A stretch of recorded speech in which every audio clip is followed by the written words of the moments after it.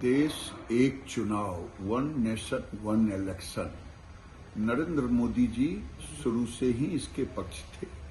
देश के सभी पूर्व चीफ जस्टिसों से चर्चा की गई, देश के मूर्धन्य नेताओं से, राजनीतिक दलों से चर्चा की गई, देश के हर चैम्बर ऑफ कॉमर्स से चर्चा की गई और आज अंततः कैबिनेट से मंजूरी हो गई।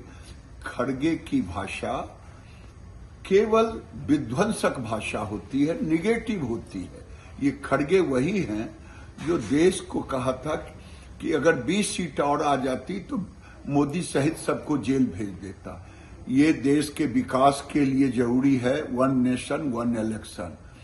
देश के लॉ एंड ऑर्डर के लिए जरूरी है, क्योंकि 2-3 महीने सारे फोर्स वहां लग जाते हैं।